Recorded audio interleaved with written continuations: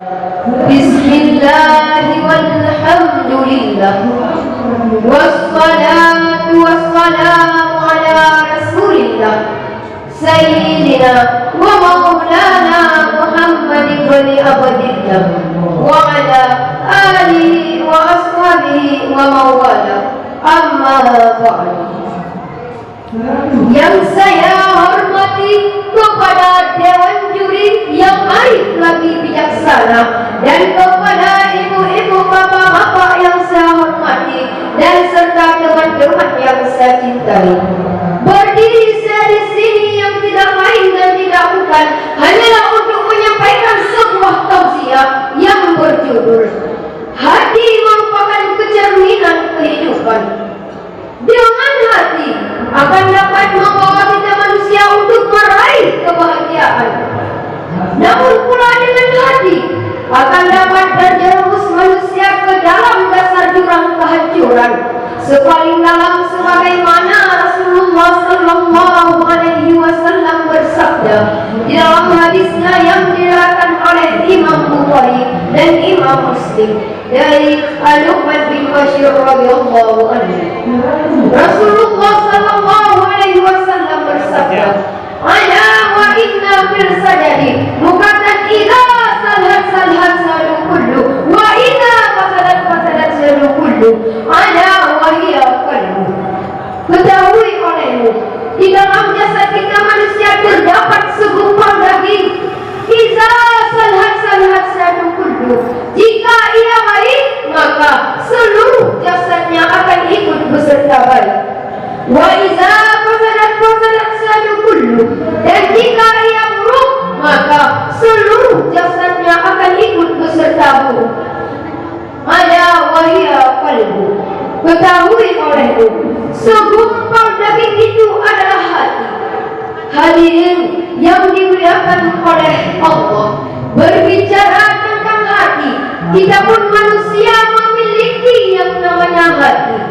Akan tetapi hati yang tenang, hati yang tentram, yaitu hati yang selalu mengingat Allah, hati yang selalu berzikir kepada Allah, dan hati yang tak pernah henti mengucapkan kalimat La ilaha illallah Muhammadur Rasulullah.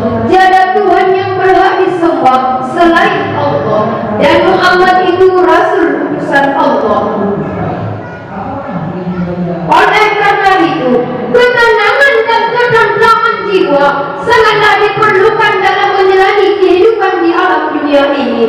Jangankan di alam dunia, esoknya, nantinya, ketika kita menghadap dengan Allah Subhanahu wa Ta'ala, yang akan dipertanggungjawabkan adalah hati. Mengapa?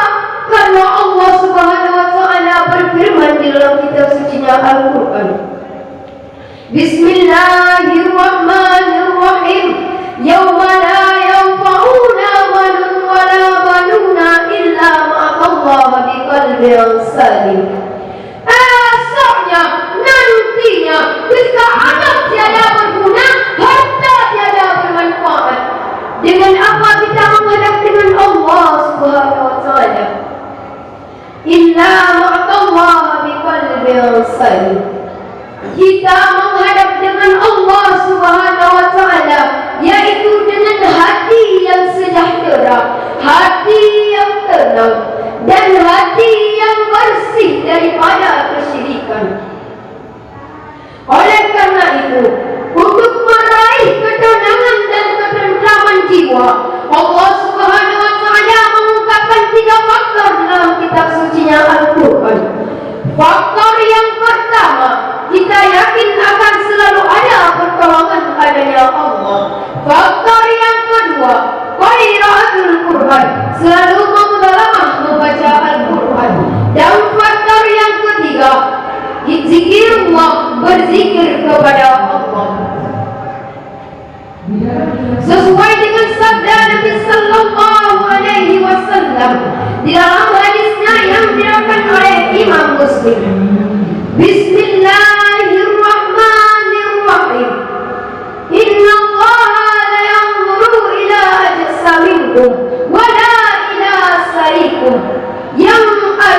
hatinya. Sesungguhnya hati tidak bertentangan.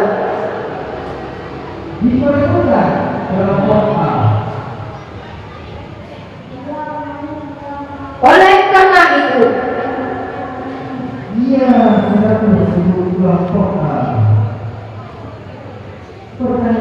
seseorang pernah berkata dalam syairnya, jangan pernah melihat harga fisiknya, tetapi lihatlah pada hatinya, karena hati adalah raja sesungguhnya. Hadirin rahimakumullah.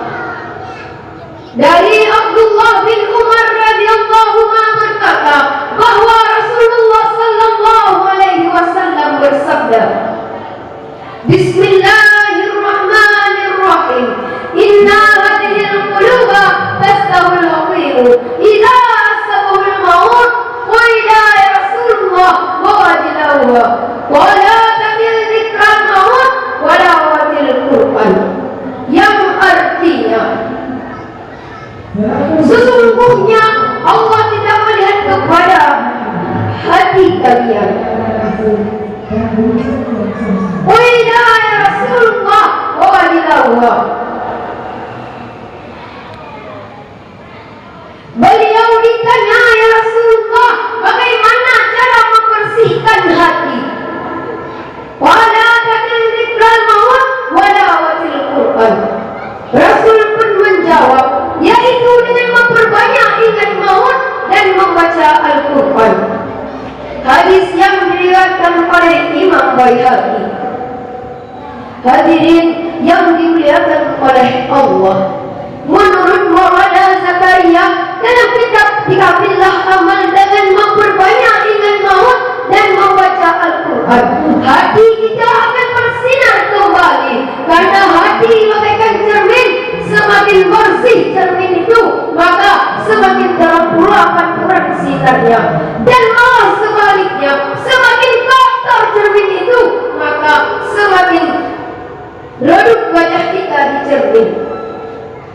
Oleh karena itu, barang siapa di pelosok yang anas maksiatan, maka jauhlah dari makrifatullah. Dari apa yang saya sampaikan bisa kutip kesimpulannya, bahwa hati yang bersih akan dapat membawa manusia dalam ketenangan hidup khusyuk dalam beribadah, dan malah sebaliknya hati yang kotor akan terjerumus manusia ke dalam kemaksiatan.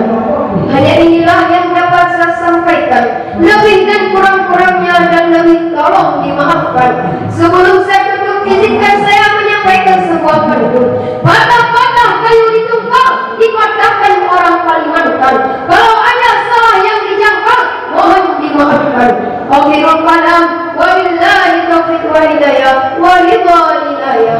Wassalamualaikum warahmatullahi wabarakatuh. Waalaikumsalam warahmatullahi